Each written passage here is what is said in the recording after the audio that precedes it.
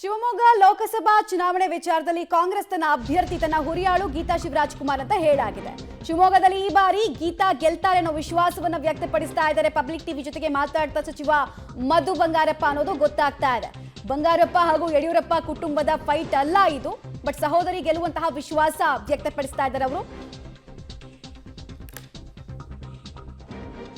ಮಧು ಬಂಗಾರಪ್ಪನವರು ನಮ್ಮ ಜೊತೆಗಿದ್ದಾರೆ.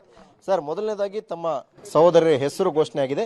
ಇದು ಅವರಿಗೆ ಎರಡನೇ ಲೋಕಸಭೆ ಚುನಾವಣೆ ಕೂಡ. ಏನನ್ಸುತ್ತೆ ಸರ್ ಪರಿಸ್ಥಿತಿ?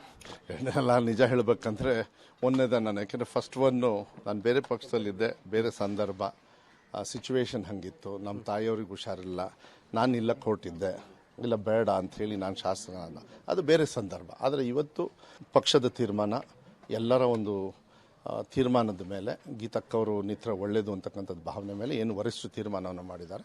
ಇವತ್ತು ಪಕ್ಷದ ಎಲ್ಲ ಮುಖಂಡರು ಸೇರಿ ಅವ್ರನ್ನ ಗೆಲ್ಸ್ಕೊಂಡು ಬರ್ತಕ್ಕಂಥ ಜವಾಬ್ದಾರಿಯನ್ನು ನಾವು ಮಾಡ್ತೀವಿ. ನನಗೆ ವಿಶ್ವಾಸ ಇದೆ ಈ ಸತಿ